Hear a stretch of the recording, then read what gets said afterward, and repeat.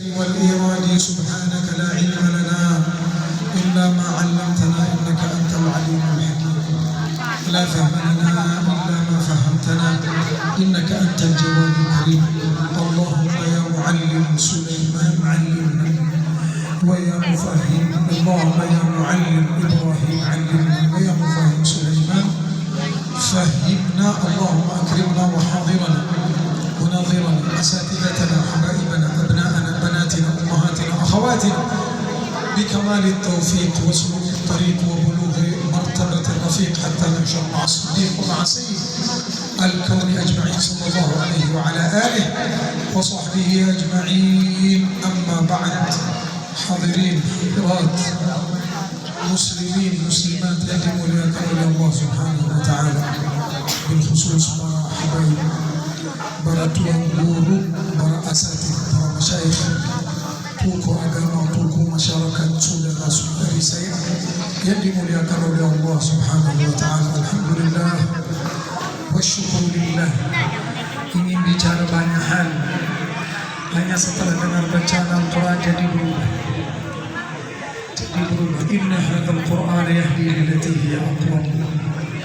Inna hadzal Qur'an yahdi lillati hiya aqwam. Karena baginda sallallahu alaihi wasallam kita bisa baca.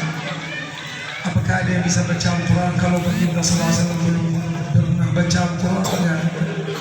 Malaikat tidak bisa baca Al-Quran. Iblis ulama terbesar. Iblis ulama terbesar lebih alim daripada kita, lebih alim daripada malaikat, tapi jalannya sesat karena dia gak cinta Nabi Muhammad, gak mau dekat kepada Nabi Muhammad. Itu aja. Padahal ulama lebih besar dari kita jauh sekali. Apa yang kita belajar dia sudah hafal semua. Hanya jalannya sesat. Jadi kemana? Punya tempat khusus. Jangan-jangan percaya sama iblis. Iya, jangan percaya sama iblis. Iblis itu udah kena. Jangan kita kena seperti iblis. Iblis sudah punya tempat khusus itu. Hanya Allah kasih umur panjang supaya dia bisa was-was, bisa menggodain kita saja. Kalau tempatnya sudah di neraka, waliyadzubillah. Iblis sudah dapat kemuliaan dulu, bisa bersama malaikat. Dia dari bangsa jin, bukan dari manusia, bukan dari malaikat, tapi pernah temani malaikat, pernah duduk sama malaikat sampai jadi apa? Qausun malaikat, memimpin malaikat. Hanya karena dia sombong, gak mau tawadhu, gak mau sujud ke siapa? Ke kiblat Nabi Muhammad SAW. Kalau Nabi Adam seperti kita sekarang sholat ke Makkah, Ka'bah itu kita bukan rumah Allah, hanya Ka'bah itu kiblat kita saja. Nabi Adam sebagai kiblat saja, tapi tujuannya lain. Ada di diri Adam alaihissalam Nabi Muhammad. Kata Imam Al-Arifin Sayyid Al-Ta'ifah namanya Al-Junaid Al-Baghdadi radhiyallahu anhu, kalau saya di posisi Nabi Adam ketika Allah dilarang Adam makan dari buah itu, maka maaf, bukan saya melanggar perintah Allah, tapi saya makan sampai habis. Karena ketika Nabi Adam turun di dunia, ada di punggung beliau siapa? Nabi Muhammad SAW. Hari ini melaksanakan maulid Nabi Muhammad setiap waktu.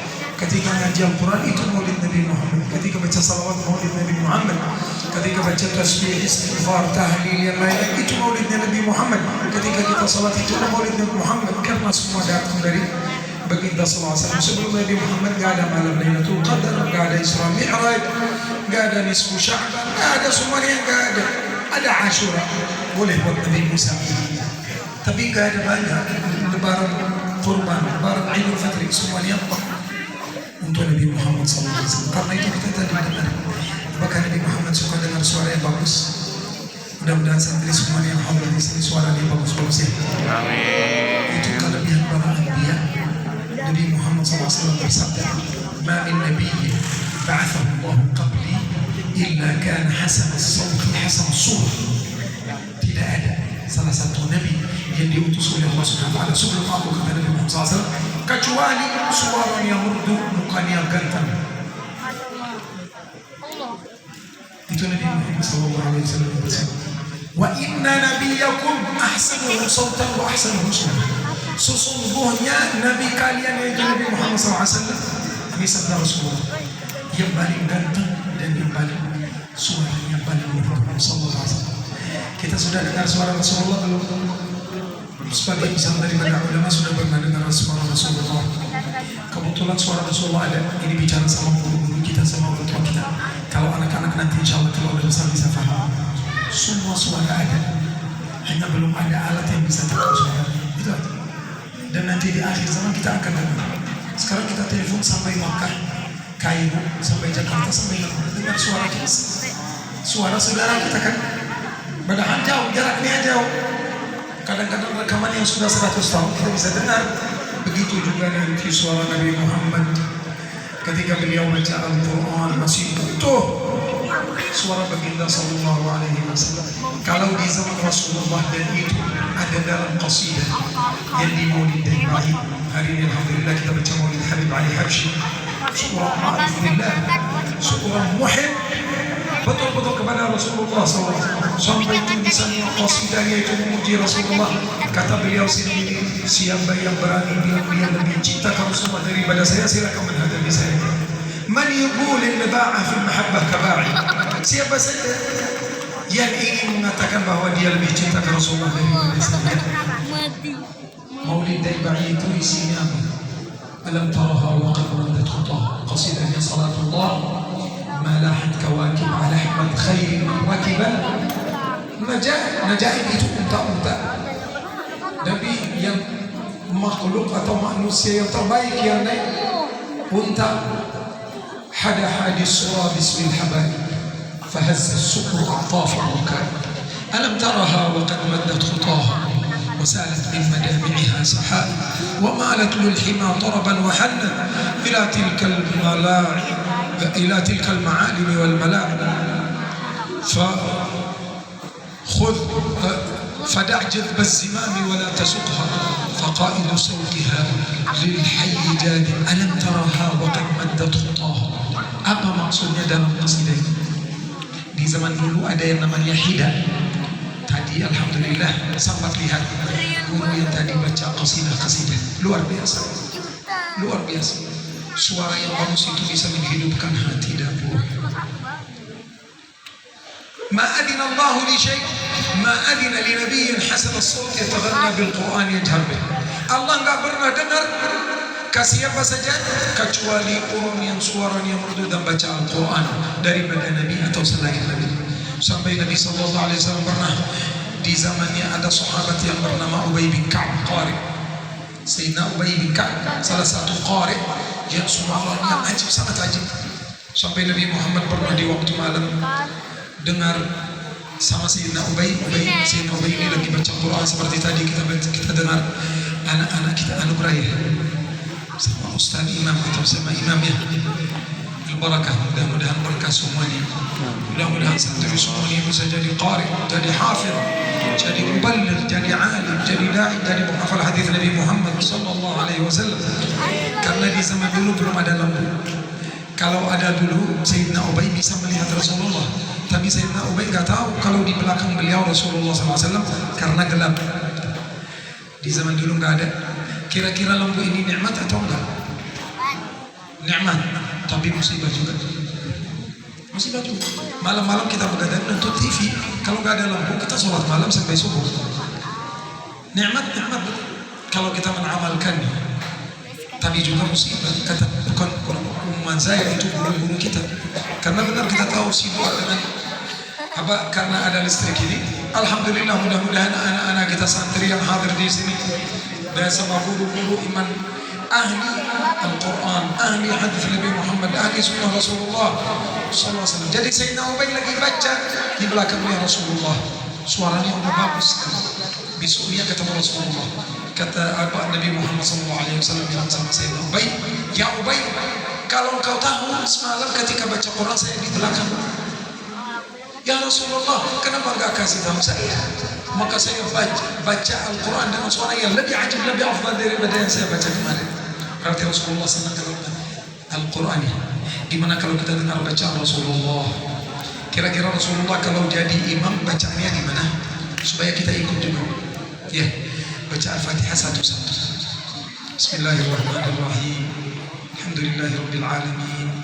Ar-Rahmanirrahim. Maliki yaumiddin. Iyyaka na'budu wa iyyaka nasta'in. Setiap ayat beliau berhenti. Itu bacaannya Rasulullah. Tapi kalau baca bisa satu nafas, ada beberapa qari yang kita tahu baca surah Al-Fatihah sama 5 ayat di awal surah Al-Baqarah satu nafas. Silakan aja kalau mau baca.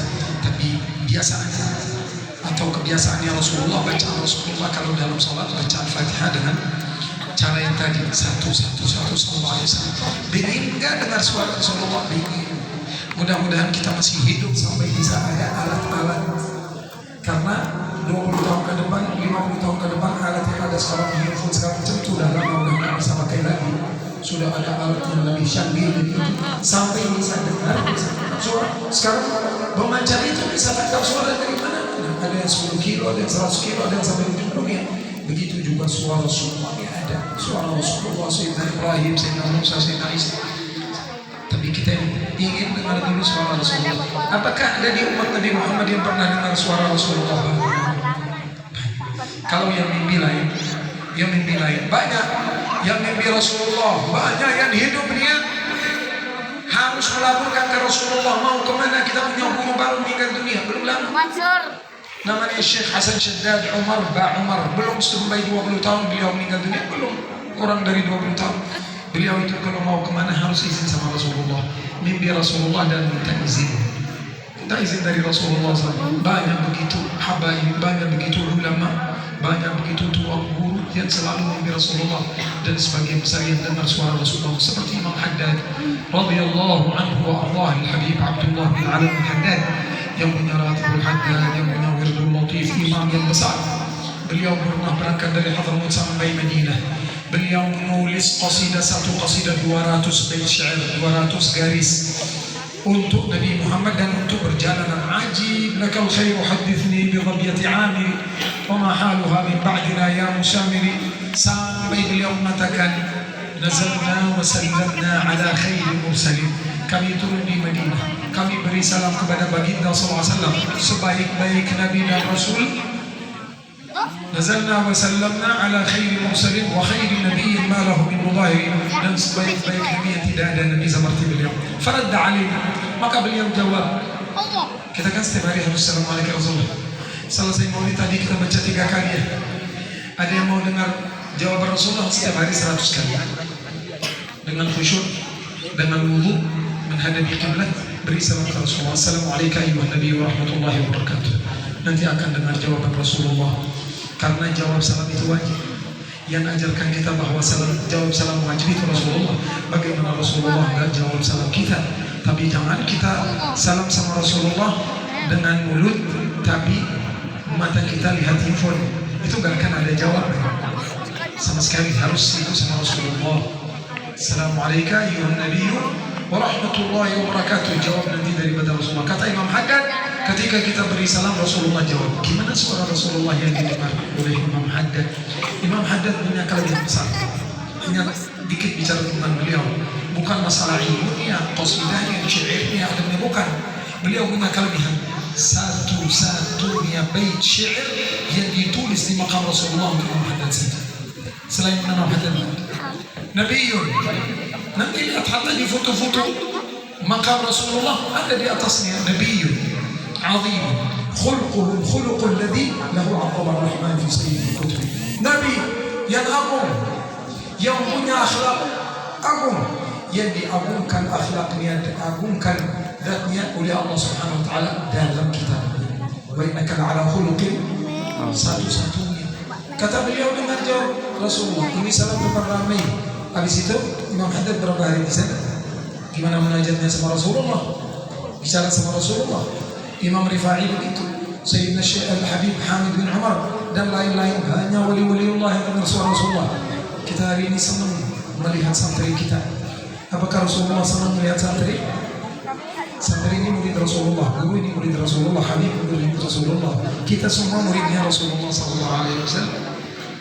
Kita semua, kalau kita benar-benar bisa dapat ilmu, dapat berkah Rasulullah SAW. Al-Quran yang tadi kita dengar itu karena sudah lewat mulut Rasulullah, jadi mudah dibaca. Mudah dibaca. Kalau belum, Rasulullah belum baca Al-Quran, tidak ada di antara kita yang bisa baca Al-Quran. Al-Quran itu kalamullah, tapi Allah mudahkan Al-Quran dengan lidahnya Rasulullah SAW. Mudah-mudahan sebelum kita keluar dari dunia bisa dengar suara Rasulullah. Amin. Bisa memandang wajah Rasulullah. Memandang wajah Rasulullah jadi bahagia. Dengar suara Rasulullah, kuping kita gak akan kena siksa, mata kita gak akan kena, diri kita yang dalamnya ada Rasulullah gak akan kena siksa, hanya masuk surga. Ayo baca yang banyak, baca di dunia. Jangan bilang nanti di akhirat saya mau baca. Di akhirat gak ada baca lagi. Di surga gak ada baca lagi, gak ada Quran. Qurannya di sini. Ya, maulid di surga ada, banyak maulid. Quran enggak.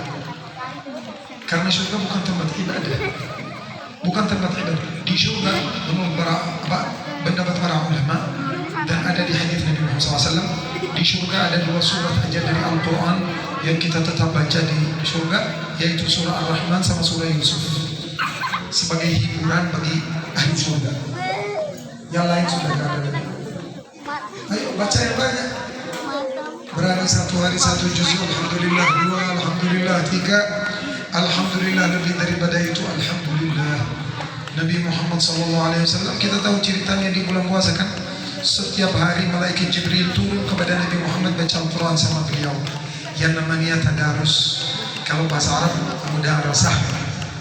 Jadi Nabi baca, malaikat Jibril dengar, malaikat Jibril baca, Nabi dengar. Kenapa hanya malaikat Jibril, gak ada malaikat yang lain?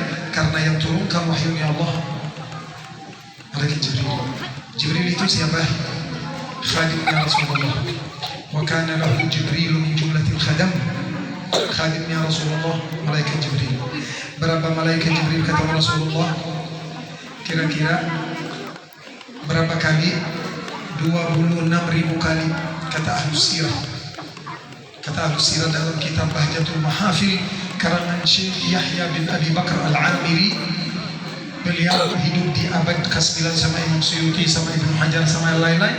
Kata beliau, malaikat Jibril ketemu Nabi Muhammad 26.000 kali dalam usia atau dalam masa 23 tahun atau lebih dari itu. Sallallahu alaihi wa ala alihi. Kalau di bulan puasa, dari awal puasa sampai 21 kali ketemu Jibril, tapi 1 kali yang panjang. Bukan baca qul huwallahu ahad 1 atau 3 kali, tapi bacanya baca. Nabi Muhammad senang kalau baca Quran. Kenapa? Karena bicara sama Allah. Kalau Nabi Muhammad, kan Nabi Musa alaihissalam pernah berbicara sama Allah Subhanahu wa taala dengan ayat-ayat yang Allah turunkan, dengan kitab yang Allah turunkan kepada Nabi Musa. Tapi Nabi Muhammad di atas itu. Nabi Muhammad punya Al-Quran, tapi Nabi Muhammad banyak hal-hal yang langsung sama Allah Subhanahu wa ta'ala. Nabi Muhammad kalau nggak makan, kata beliau, di waktu malam Allah kasih makanan buat saya. Kalian harus buka puasa karena sudah lapar, nggak nahan lagi. Jangan lanjut puasanya sampai malam. Kalau saya di waktu malam Allah kasih makanan, kasih minuman, inni abitu yut'imuni rabbi wa yasqini. Saya di waktu malam dapat makanan dari Allah SWT. Beliau mau ambil makanan dari surga, gampang, sangat gampang. Kalau mau ambil dari surga, sangat gampang. Berapa kali Nabi Muhammad salat di mihrabnya, akhirnya terbuka pintu atau jendela dari surga. Nabi Muhammad lihat anggurnya.